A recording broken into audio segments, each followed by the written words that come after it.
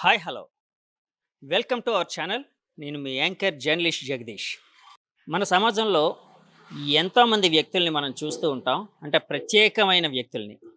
వాళ్ళకి రకరకాల అభిరుచులు అంటూ ఉంటూ ఉంటాయి.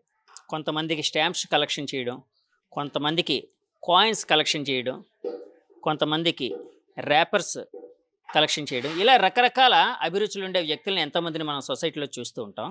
మనం ఇప్పుడున్న ఈ ప్లేస్లో వింటేజ్ బైక్స్ ఉన్నాయండి. ఇక్కడ ఒక వ్యక్తి ఉన్నారు.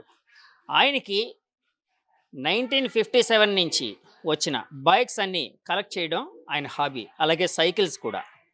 సో ఆయన ఎలాంటి బైక్స్, ఎలాంటి వింటేజ్ బైక్స్ కలెక్ట్ చేశారు, ఏంటి వాటి పుట్టు పూర్వత్రాలు ఏంటి తెలుసుకోవడం కోసం మనం ఇక్కడి వరకు వచ్చామండి. సో ఆయనతో మాట్లాడి ఆ విషయాలన్నీ తెలుసుకునే ప్రయత్నం అయితే చేద్దామండి. సో మనం చెప్పిన గెస్ట్ పేరు రవిశంకర్ రెడ్డి గారు. సో రవిశంకర్ రెడ్డి గారు ఇప్పుడు మనతో పాటు ఉన్నారండి. సార్ నమస్తే రవిశంకర్ రెడ్డి గారు. నమస్తే అండి. రవిశంకర్ రెడ్డి గారు, అంటే యాక్చువల్గా మీ హాబీ అనేది చాలా వినూత్నమైన హాబీ అండి. అంటే ప్రత్యేకమైన హాబీ. అంటే దీనికి ఏంటంటే డబ్బులు ఉండాలి, ఒక రకమైన ప్యాషన్ ఉండాలి. సో ఇలాంటి వింటేజ్ బైక్స్ మీ దగ్గర ఉన్నాయని చెప్పి మాకు చాలా మంది ద్వారా తెలిసింది. సో అందుకని మీతో మాట్లాడే విషయాలు తెలుసుకోవడం అని వచ్చాను. సో రవిశంకర్ రెడ్డి గారు, అసలు ఈ హాబీ ఎలా స్టార్ట్ అయింది? మా నాన్నగారు యాక్చువల్లీ బేసికల్గా bike rider and cycle rider అండి. Use to rides all cycles all the day. ఇన్ని వింటేజ్ వెహికల్స్ అన్ని ఉన్నా కూడా ఆయన సైకిల్ తొక్కడం, బైక్స్ పాత బైక్స్ తొక్కడం ఆయన హాబీ. ఆ హాబీతోనే ఇది మాకు స్టార్ట్ అయిందండి ఈ జర్నీ. సో ఆయన ఏ లేటెస్ట్ వెహికల్స్ అంటే 1957 నుంచి ఏ వెహికల్స్ అయితే వచ్చాయో అవన్నీ కలెక్ట్ చేస్తూ అప్డేట్ చేస్తూ అలా మోడర్న్ చేస్తున్నారు.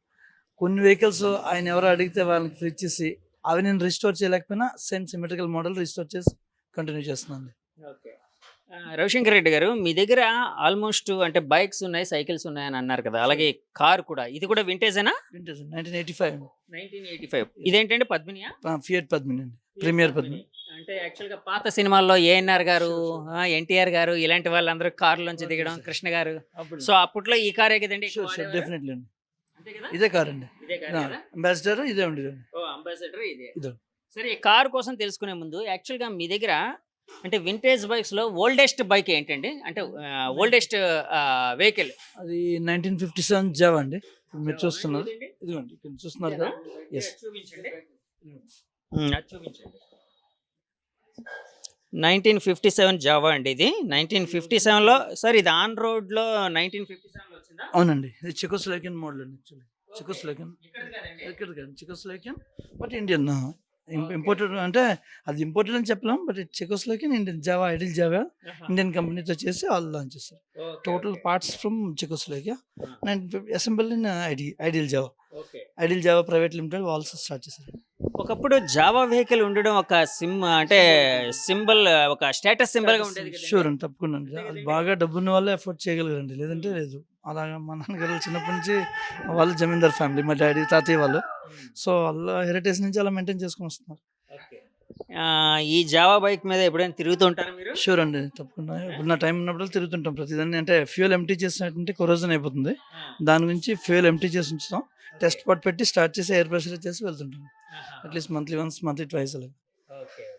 సో సార్, ఈ జావా కోసం చెప్పాలి అంటే 1957లో ఎవరు కొన్నారు ఇది? డాడీ అండి. మీ డాడీ గారు డాడీ కొన్నారా? జాన్. సో అంటే ఇది అప్పట్లో ప్రైస్ ఎంత ఉండేదండి? 15,000 అప్పట్లో 15,000 అండి. 15,000 ఉండేది. షూర్.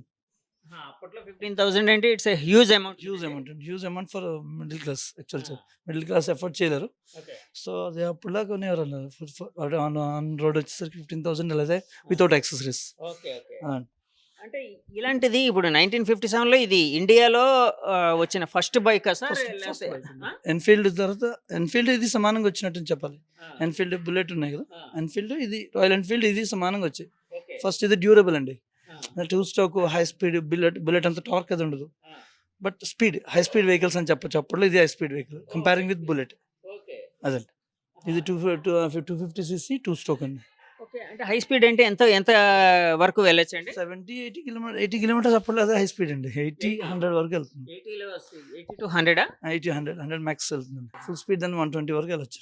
2 స్ట్రోక్, బట్ మైలేజ్ అప్పుడు 18 కిలోమీటర్స్ అంత వస్తుంది లీటర్. జెట్స్ మార్చుకోవాలి.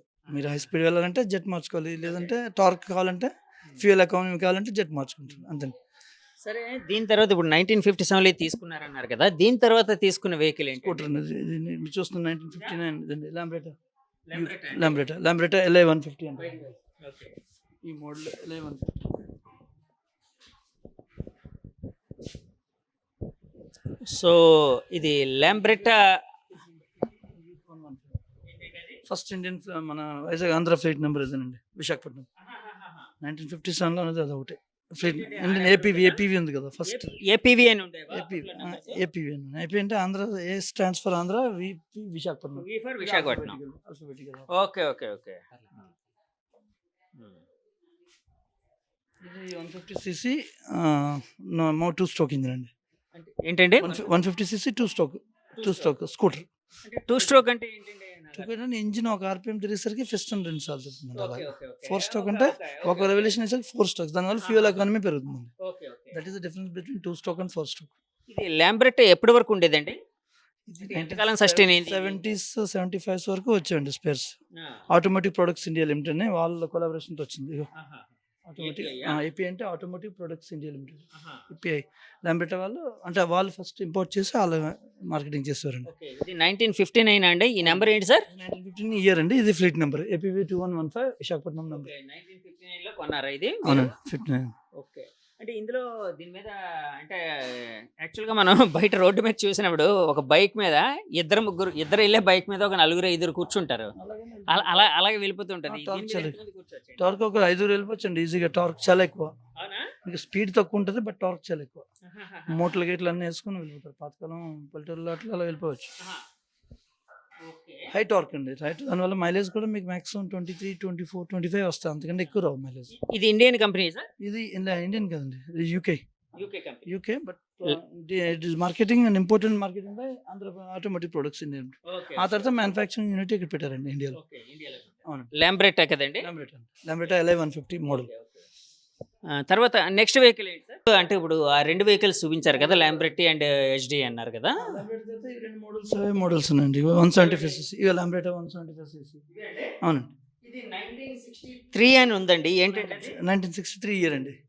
అది APV 2113 చూసారు కదా, 4163 అది ఫ్లీట్ నెంబర్ అండి. APV కనబడుతుందా మీకు? రైట్ సైడ్ చూడండి, కేబుల్ చూసుకోండి. APV 4163 దాని ఫ్లీట్ నెంబర్ అండి, వైజాగ్ ఫ్లీట్ నెంబర్ అది. సార్ ఇప్పుడు ల్యాంబ్రెట్టా నెక్స్ట్ వచ్చిన వెహికల్ ఇది అన్నారు కదా, 1960. అవునండి. ఇది అంటే దానికి ఇప్పుడు 1959లో వచ్చిన దానికి 1963లో వచ్చిన దానికి తేడా ఏంటి? Just 175cc with modern door system అండి. పాత డోర్స్ అంటే లోపన్ బెల్ టైప్, ఇది లివర్స్ అవి కనిపించవు, క్రాక్ టైప్ లివర్స్ ఉంటాయి. మీకు చూపెడతాను, వేరే వెహికల్ ఉన్నాయి. లివర్ టైప్ ఉండవు. డోర్ ఓపెన్ చేయాలంటే కొద్దిగా మోడర్న్. ఆ డోర్ సైడ్ డిజైన్ మాత్రం CC just increased for 25cc.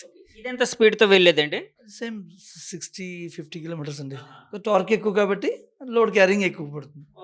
ఒక 5-4 తీసుకెళ్ళిపోతే ఏమైనా మూటలు వేసుకుని తీసుకెళ్ళిపోతుంది. పాతకాలంలో మీ చిన్నప్పుడు మీ ఫాదర్ తీసుకున్న వెహికల్ అది. సో ఎప్పుడైనా మీరు దాని మీద వెళ్ళడం, ఒక 4-5 వెళ్ళడం? షూర్ 4-5 ఉంటాయి ఆటోమేటిక్. మా సిస్టర్స్ అందరూ వెళ్ళేవాళ్ళు తప్పకుండా, అందరూ. ఆ తర్వాత వచ్చిన మోడల్స్ ఇవ్వండి. 1980 లాంచ్ అయిన రాజ్దూత్ అండి. రాజ్దూత్ అంటారా? ఇది రాజ్దూత్ ఏంటంటే first Indian vehicle. Shock absorbers interchange చేయొచ్చండి మీరు. ఫ్రంట్ షాక్ అబ్జర్వర్ బ్యాక్ ఫ్రంట్కి. దాని డ్యూరబిలిటీ ఏంటంటే మామూలు షాక్ అబ్జర్వర్కి దానికి మీకు చూపెడుతున్నాం. అది వీల్ సస్పెన్షన్ బాగుంటుంది. మీరు విలేజ్లో అట్లా పొలం గట్ల మీద కూడా వెళ్ళిపోతుంది. పొలం గట్ల మీద కూడా వెళ్ళొచ్చండి, ఎందుకంటే ఆ షాకర్స్ అంత డ్యూరబుల్ దీని డిజైన్ వల్ల. మామూలుగా అంత సస్పెన్షన్ మీకు క్లియరెన్స్ ఉండదండి, దీనికి ఎక్కువ ఉండడం వల్ల అలా అవుతుంది. యాక్చువల్గా ఇది ఇయర్ అండి? ఇది 1980 అండి. 1980. ఓకే. 73 జావా వేరే model, Indian true Indian model మీరు చూస్తుంది. 73 ఇది కూడా ఉందా ఏంటండి? అదొకసారి చూద్దామండి. 1973 జావా అండి, but Indian, it's completely Indian manufacturing. ముందు చూపించిన 1959 చెకోస్లోవేకియన్ పార్ట్స్ అసెంబ్ల్డ్ ఇన్ ఇండియా. ఇది truly manufacturing in India, assembled in India. Indian Java అని చెప్పొచ్చు. 1973. దీని ప్రైస్ ఎంత ఉండేదండి అప్పట్లోని? సేమ్ కాస్ట్ అండి, సేమ్ కాస్ట్ 15,000 అలా 16,000-17,000 అయింది. సార్ ఇప్పుడు ల్యాంబ్రెట్టా ఇవన్నీ చూపించారు కదా ఇందాక, దీని కాస్ట్ ఎంత ఉండేదండి అప్పట్లో? దీని కాస్ట్ అరౌండ్ 6,800 ఎంత అండి అప్పుడు, అంటే షోరూమ్ కాస్ట్ 6,000 అప్రాక్సిమేట్గా 6,000 7,000. షూర్. ఇది ఇదెంత సార్? రాజ్దూత్ కూడా అరౌండ్ 7,300 అంత నాన్ బోర్డ్ ప్రైస్. అంటే అప్పుడు ఏంటంటే యాక్సెసరీస్ చాలా లేకుండా బోల్డ్ వెహికల్స్ వచ్చేవి. యాక్సెసరీస్ 1,000 రూపీస్ అంత ఎక్స్ట్రా అయ్యేది. అలా 1,000 రూపీస్ అంత ఎక్స్ట్రా అయ్యేదండి. జస్ట్ 6,300 7,800 అలా వచ్చేదండి ఆన్ రోడ్ ప్రైసెస్. ఇది ఇప్పుడు రాజ్దూత్ మీద ఎంత స్పీడ్లో వెళ్ళే అవకాశం ఉంటుంది సార్? 60 అందండి, 60-70 మ్యాక్స్. అంటే అప్పట్లో బైక్స్ అన్ని ఆల్మోస్ట్ 60-70 దాట్ ఉంది. ఎందుకంటే మైలేజ్ ఇంకా అంతకంటే రాదు కూడా. మెయిన్ ఏంటంటే మైలేజ్ రావడానికి కూడా ఆలోచించాలి కాబట్టి లెస్ దాన్ 50-40 వెళ్తే మైలేజ్ వస్తుంది. 60 వెళ్తే వచ్చిన మైలేజ్ కూడా రాదండి. 23-25 కిలోమీటర్స్ వస్తుంది. ఇంకా 18-20 వస్తుంది అలా. మీరు ఇప్పుడు యాక్చువల్గా ఈ రాజ్దూత్ వెహికల్ వ్యూస్ ఇది చూడండి. ఈ వెహికల్ని యాక్చువల్గా సార్ ఏమన్నారంటే రవిశంకర్ రెడ్డి గారు యాక్చువల్గా ఏంటండి ఆఫ్ రోడ్ కింగ్ అంటే ఎందుకంటే ఆఫ్ రోడ్ కింగ్ ఎందుకంటారంటే మీకు అది రోడ్డు మీద కాదు, పొలం గట్ల మీద నడుస్తుంది కాబట్టి రోడ్డే అవసరం లేదు దానికి. రోడ్ అంటే రాజ్దూత్ మోడల్ అంటారు దాన్ని. ఇండైరెక్ట్ నిక్ నేమ్ ఏంటంటే ఆఫ్ రోడ్ కింగ్ అంటారు. పొలం గట్లలోని ఆటల్లోని ధారాళంగా నడిచేస్తుంది మీకు ఏ ప్రాబ్లం రాకుండా. అందుగురించి ఆఫ్ రోడ్ కింగ్ అంటారు. ఎప్పుడైనా ఈ పొలం గట్ల మీద ఎప్పుడైనా వెళ్ళారా మీరు? షూర్ అండి, వెళ్ళండి చాలాసార్లు ఏం ప్రాబ్లం వచ్చేది కాదు. అంటే ఎలాగా అంటే దీనికి అంటే షాక్ డిజైన్ అలా ఉంటుందండి. షాక్ అబ్జర్వర్ ఉంది కదా, ఆ డిజైన్ ఫ్రంట్ బ్యాక్ ఫ్రంట్కి ఆ క్లియరెన్స్ ఆఫ్ సస్పెన్షన్ మన దగ్గర సపోజ్ 100 mm ఉందనుకోండి, అది 200 mm అంతా అవుతుంది. దానివల్ల మీకు పెద్ద గట్టు వచ్చినా మీకు లోపలికి వెళ్ళి మళ్ళీ షాక్తో రాదు. మెయిన్ మనం నడపడానికి ఏంటంటే మనం బాడీ స్పైనల్ కార్డ్ అరిగిపోతుంటే మనం నడపం. మనం కంఫర్ట్గా ఉంటే ఎక్కడికైనా వెళ్ళిపోతాం కదా, రాళ్ళు నుంచి వెళ్ళిపోవచ్చు. సేమ్ అదండి, అదే ఫండమెంటల్. సో వ్యూవర్స్ చూసారు కదండి, ఈ రాజ్దూత్ బైక్ని ఒకప్పుడు అంటే ఆఫ్ రోడ్ కింగ్ అని పిలిచేవారట. అంటే మనం హీరోల్ని పిలుచుకుంటాం చూడండి, రకరకాల నేమ్స్ పెట్టి అలాగనమాట ఆఫ్ రోడ్ కింగ్ ఈ బైక్ పేరు. సో ఈ ఆఫ్ రోడ్ కింగ్ అప్పట్లో ఎంత అండి? 7,000 8,000 7,400 ఎంత అండి. ఇది ఎప్పటిదండి? 1980 అండి. 1980. దీని తర్వాత వెహికల్ ఏంటి సార్? దీని తర్వాత వెహికల్ అదిగోండి మీరు చూస్తున్నది మినీ స్కూటర్స్ వచ్చాయండి. స్కూటర్స్ కూడా వచ్చాయి, నేను మీకు చూపిస్తాను. అది 1980. ఆ రాజ్దూత్ తర్వాత ఇది మినీ రాజ్దూత్ అంటారండి. అంటే మినీ రాజ్దూత్ ఏంటండి? ఇదే చిన్నపిల్లల వెహికల్ లా ఉంది. కాదండి, చిన్నపిల్లల వెహికల్ కాదు. Same 175cc engine, but only మీకు స్టెఫిన్ మెయింటైన్ చేయొచ్చు. దీనికి ఇది స్టెఫిన్ మెయింటైన్ చేయొచ్చు. చిన్న టైర్స్ రేడియస్ చిన్నది అవ్వడం వల్ల స్పీడ్ వెళ్తుంది అనుకుంటా, కానీ టర్నింగ్ అయితే ఫ్యాటల్ ఇండియన్ ఒక 7-8 యాక్సిడెంట్లు రికార్డ్ అయ్యండి ఆల్ ఓవర్ ఇండియా. ఆ 7 యాక్సిడెంట్లు కూడా ఫ్యాటల్ డెత్ అయిపోయింది. అందుకు ప్రొడక్షన్ ఆఫీసర్ అండి. అంటే డిజైన్ హై స్పీడ్ ఇంజిన్, చిన్న చక్రాల వల్ల మీరు స్పీడ్ బాగా వెళ్తుంటారు. స్పీడ్ వెళ్ళి జస్ట్ టర్న్ చేయగానే బండి పడిపోయి చాలా ఫ్యాటల్ డెత్ అయిపోవడం వల్ల ఇంకా ఓవరాల్ ప్రొడక్షన్ ఆఫీసర్ అండి. అది బికాస్ ఆఫ్ ఓన్లీ యాక్సిడెంట్స్. ఇది రాజ్దూతే కదండి, మినీ రాజ్దూత్. అన్ని ఇంజిన్ సేమ్, అన్ని కెపాసిటీ, ఓన్లీ చక్రాలు చిన్న ఉంటాయి. స్టెఫిన్ వెల్ మెయింటైన్ చేయొచ్చు దానికి. సార్ ఇప్పుడు మినీ రాజ్దూత్ అంటే యాక్చువల్గా నడపడానికి మీరు ఫ్యాటల్ డెత్స్ ఇవన్నీ అన్నారు కదా, తర్వాత అంటే ఎప్పట్లో ఆపేశారు ప్రొడక్షన్? ఇది ఆల్మోస్ట్ 1988-86 వరకు ఆపండి. ఒక 3-4 years రన్ అయిందండి. ఆ తర్వాత ఆపేశారు. 1980 ప్రొడక్షన్, 84-83 స్టాప్ చేస్తారండి. ఇది ఇండియన్ కంపెనీ అండి లేకపోతే? Escorts India limited. మన ఎస్కార్ట్స్ క్రేన్స్ ఉంటాయి కదా, same Escorts India first limited. Okay Escorts cranes run చేస్తారు. పెద్ద పెద్ద క్రేన్స్ ఉంటాయి కదా మామూలుగా, క్రేన్స్ మీద ఎస్కార్ట్స్ అని ఉంటుంది. ఆ కంపెనీ అండి. అంటే తర్వాత క్రేన్స్ రన్ చేస్తారు, ముందు ఎస్కార్ట్స్ ఇది అండి. ఇది యాక్చువల్గా అంటే హైట్ కూడా తక్కువ ఉండడం వల్ల పిల్లలు కూడా తొక్కేయచ్చు అండి, బట్ హై స్పీడ్ ఇంజిన్ వల్ల పడిపోతారండి. పడి ఫ్యాటల్ డెత్ అయిపోతుందని చాలా ప్రొడక్షన్ ఆఫీసర్. మెయిన్ చిన్న టైర్ల వల్ల. అది డిజైన్ ఏదో మోడర్న్గా వెరైటీగా ఉంటుంది, స్టెఫిన్ వీల్ మెయింటైన్ చేశారు, but design nobody expect. Practical వెళ్ళిన తర్వాత అది ఎలా ఆఫీసర్ ప్రొడక్షన్. అంటే అప్పట్లో ఇది కొత్త డిజైన్. సో అది ఆపరేషనల్ దీని ప్రాబ్లమ్స్ వల్ల ఇంకా ఆఫీసర్ ప్రొడక్షన్. దీని ప్రైస్ ఎంత ఉండేదండి? దీని అరౌండ్ 5,600 ఎంత అండి, చిన్నది. దానికన్నా తక్కువ ఇది 2,000. ఫ్యూయల్ ట్యాంక్ కూడా చాలా చిన్నగా ఉంది. ఎంత పడుతుందండి అందులో? దీనిలో 4.5 liters అండి, డ్యూయల్ ఛాంబర్. ఇటు హాఫ్ ఛాంబర్ ఉంటుంది, అటు హాఫ్ ఛాంబర్ ఉంటుంది. మధ్యలో అంతా హాలో, ఫుల్ కాదు, మధ్యలో హాలో ఉంటుందండి. 2 ఛాంబర్స్, ఇంటర్ కనెక్టెడ్ ట్యూబ్ ఉంటుంది. ఎన్ని లీటర్లు పడుతుంది? 5 liters. దాని తర్వాత వచ్చిన ఇండియన్ మోడల్స్ స్కూటర్స్ ఉన్నాయండి. చూద్దాం సార్ స్కూటర్స్. ఆ తర్వాత వచ్చిన ఇండియన్ మోడల్స్ ఏంటంటే 4 bikes రిలీజ్ అయ్యండి విత్ జాపనీస్ కంపెనీస్తో. ఆ జాపనీస్ కంపెనీస్తో రిలీజ్ అయిన బైక్స్ ఏంటంటే escorts India limited with Yamaha. It is called Yamaha RX100. ఇప్పుడు మనం సినిమాలో చూస్తున్న RX100 సినిమాలో యూస్ చేసింది అదేనా? ఆ బైక్ 85sలో ఈ జాపనీస్ కంపెనీస్ ఇండియన్ కంపెనీస్తో కొలాబరేషన్ అయ్యి ఫస్ట్ 4 బైకులు లాంచ్ అయ్యండి. అందులో escorts India limited with Yamaha, that is called Yamaha RX100. ఇంకోటి ఇప్పుడు మీరు చూస్తున్న ఈ Suzuki Japanese company with TVS ఉన్నది కదండి మన పాత టీవీఎస్ వాళ్ళ బైక్స్ తాలూకా ఇది ఫస్ట్ జాపనీస్ మోడల్. ఇవ్వండి ఈవెన్ వాళ్ళ క్వాలిటీ జాపనీస్ క్వాలిటీ మీరు మేడ్ ఇన్ జపాన్ ఈక్వల్ కూడా చూడొచ్చు. ఇవ్వండి వాళ్ళు చాలా స్టాండర్డ్ అండి. జాపనీస్ వాళ్ళ డ్యూరబిలిటీ ఏంటంటే వాళ్ళు ప్యూర్ ఎలాయిస్ ఇవ్వండి మేడ్ ఇన్ జపాన్ కనబడుతుంది. Made in Japan Japan company వాళ్ళు మన వాళ్ళతో కొలాబరేట్ అయ్యి చేసిందండి. So TVS with Suzuki that's call in Suzuki AX100. అలాగే hero cycles Honda company hero Honda CD100. అలాగే ఇంకోటి బజాజ్ స్కూటర్స్ ఉన్నదండి చేతకి ఉన్నది కదా Bajaj with Kawasaki Bajaj KB100 4 models. ఇది ఎంత మైలేజ్ వచ్చేదండి? ఇది ఆల్మోస్ట్ 45-50 వచ్చింది అంత ఓల్డెన్ డేస్ ఇన్ సుజుకి.